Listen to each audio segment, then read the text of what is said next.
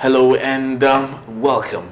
This is Enterprise Morning on Enterprise Television, your daily source for the latest and trending topics in the country. On social media, we are at Enterprise TV7 on all platforms here on YouTube, Facebook, X, and everywhere else. Remember to also visit us on our website at enterprisetvnews.com for more information. I am Henry Igwibike. And I'm Choma Okoye. Together, let's dive into today's headline stories. But of course, we have in the studios with us Barrister Tunji Abdulhamid, a barrister at law and a public affairs analyst, and Emeka Madu Nagu, a journalist and public affairs analyst. Good morning, gentlemen. And welcome to a great week. Yes. Thank you. Thank you. All right, so quickly, let's kick off our newspaper headlines today. Choma, what do we have? We're starting with the Daily Trust newspaper and the big story here. Terrorists kill 4 soldiers in Sokoto, burn petrol vehicles, and military launches manhunt. Yes, and also let's dig into that particular story here because it seems like that's what we have for the Daily Trust newspaper. A big story there. The bandits have ambushed the soldiers on a patrol in Gudu local government area of Sokoto state, killing 4 of them. 2 others were also injured during the attack which occurred this weekend. The member representing Gudu at the State House of Assembly, Yaya Gudu, who confirmed the attack, said the assailants burnt down 2 patrol vehicles of the operatives. Pastor Tunji, I know with this is seeming like a perennial issue. It's all over, and we won't know when this would end. But my concern is the way Nigerians perceive such actions. Do you think that the same way those in authority, especially holding the security top echelon, are equally seeing it?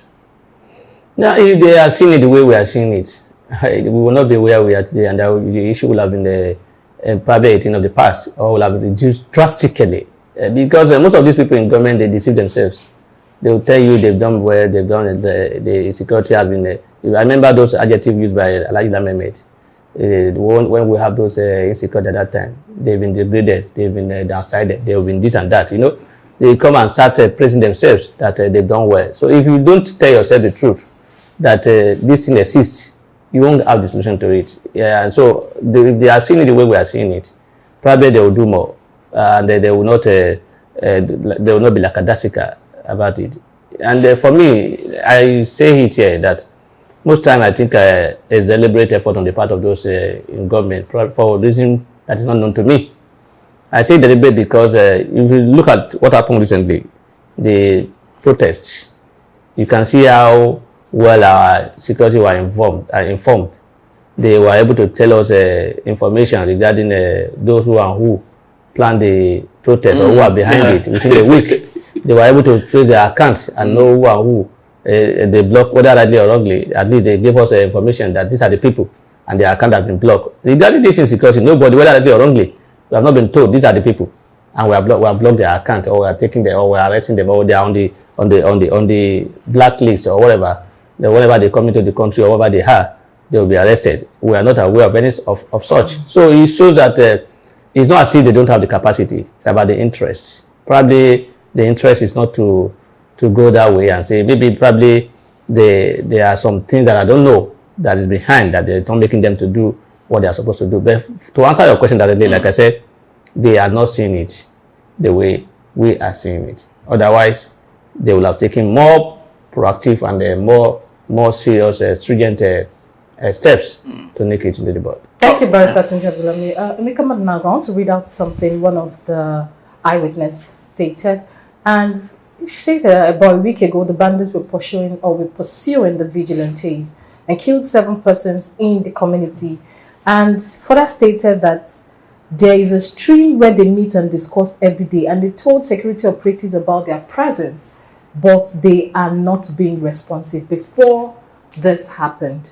Now, if we go a few weeks back when the youth or the citizens of Nigeria wanted to protest on the end bad governance, before they started, the security operatives were coming out to say they got intelligence report. And now, at this point, is it not right to ask, if they could get intelligence reports on some persons that were trying to cause mayhem in the country using the End Bad Governance protest, how were they not able to dissect the same bandits in the bush, even though they had people that came out to give them first-hand reports on their meeting ground and what they were carrying out? You've seen the quality of intelligence reports they had. The DSS said they arrested 7 citizens of Poland waving Russian flags. That's the most embarrassing thing I've ever heard in my over 30 years as a journalist. Poland and Russia are among the worst enemies. In fact, there's something inconceivable that a citizen of Poland who hold Russian flag is inconceivable. But this is Nigeria. You later emerged that those guys were just exchange students on an exchange program. They were going out and ran into the crowd. They were taking pictures. DSS rounded up all of them and said they were sponsors. Students were sponsors. Police said they got a Spaniard sponsor. You see, the level of low intelligence at the top level of things in Nigeria is what rankles. Because these criminals, they know that many of that we do not recruitment, there's no merit. So a lot of mediocrity is at different from top to bottom, bottom to top. So you hear ridiculous things, you hear all kinds of really embarrassing things. They were giving information. Why would they act? Have you asked them whether they have the equipment? We've been here in Nigeria is expecting fighter jets from India, from this, from Pakistan, from this. But one other issue is this: why are we not able to do a lot of ground warfare? They have tanks, but what is the state of the tanks today?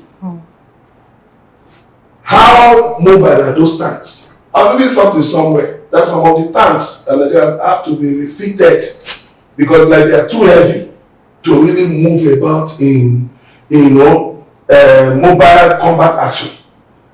You know, for certain kinds of warfare, a tank must be nimble enough to move, change position, move its turrets, so that you can get the enemy. So a lot of the times, what you have is air power. It's air power, and there are different theaters of operation. The entire northwest down to the northeast, Borno Yobe, bombings regularly. Then you have issues around Kogi. So, they may have got information, but how easily could the military have moved in to counter those people? It will depend on a number of factors. So it's not as if maybe those officers, the officers around the area didn't want to deal with them, but there will also be some limiting factors. So what I just think is that the military, like those of us who fought for the return of democracy, we actually chased the military back to the barracks. But as if they are no longer content with staying in the barracks, and it's dangerous. It does not portend a good signal. We are going to return to the barracks. In 1999, they obliged us and they returned to the barracks. Let them deal with those theaters of conflict. Because I tell you, some of these theaters are actually supposed to be the responsibility of Nigeria police. But the thing is that the police is so bogged down with petty issues that, and that's why people are calling for state police. So that some of these minor issues about theft, true fighting, burglary, somebody stole a pot of beans and all, can be handled by lower levels. While the police concentrate on serious internal security challenges, then the military now takes care of the borders. While as it stands, the military is in charge of both internal and external security. And that's why you see they are stretched thing. How many people do we have in the Nigerian military? They're not up to 1 million now. If you even check the entire security agency in Nigeria, the whether military, police, civil defense, Navy, immigration, and all the immigration, customs, are they up to 1.5 million? So in a country of over 200 million people. Then again of hungry people where you have 50 million youths active in their active stage, in the active stage of their life. So when people are hungry, you see, government should even thank the protesters that came out. They could easily have just gone to join Boko Haram or ISWAP. You just think, these guys are mobile recruiters. You know, last week they went on TikTok now, and they are doing giveaway. when they asked the police, I saw the tweet. Now somebody asked the police first piano, why have you not got them? He said, we can't catch all criminals in one day. Yes, so people on that TikTok, people were giving their account to. People were releasing their account details. So if that people came out to even protest, you should even call them. You should have even bought food for them. Give them biscuits, water, soft drinks. Give them food. Because what it shows is that it is better that a man or a woman expresses anger. I don't like what you're doing. They can call it, but you know there are people they call slow poison. If they are quiet, they can just easily cross the road and go to Boko Haram or Ansari or any of these criminal groups, and they'll be dead here. All right. Yeah. So, as a politician, I'd love to ask you this: do you think we've got Nigerian politicians with strong will to end this for good? Do you think we've got that Nigerian leader with more than enough strong will to say this will come to an end? No more, we won't continue to have this. Do you think we've got that leader?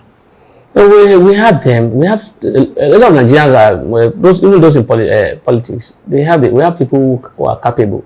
Our major problem is that they have selfish interests.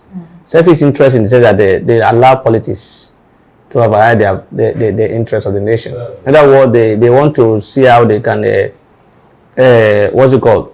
They want to retain their position and then seek being in control of everybody. In other words, state capturing is most of the thing that is always in their head, and they don't want to step on toes so that those are their program or intention will not be defeated.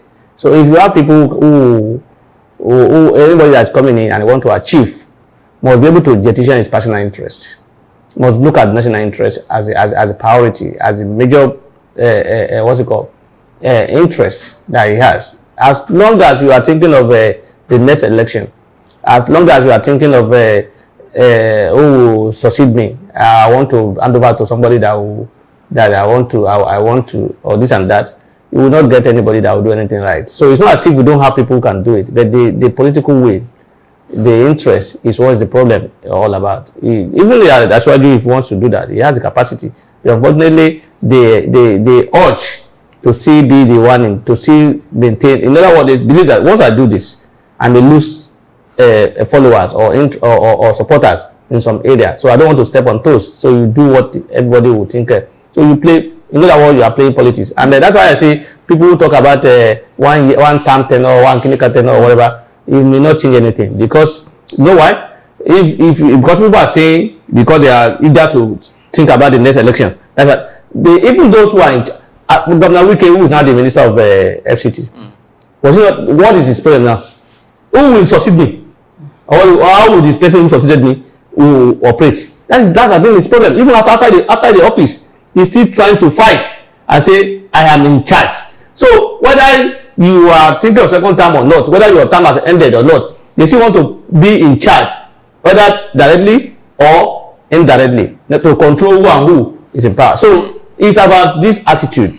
Until we change this attitude and until we see ourselves as, look, if I can do this, we can live in this manner, why would this man too not live comfortably in this manner? Because all the things we are using to no go. That's why they were able to omit the Ophelia.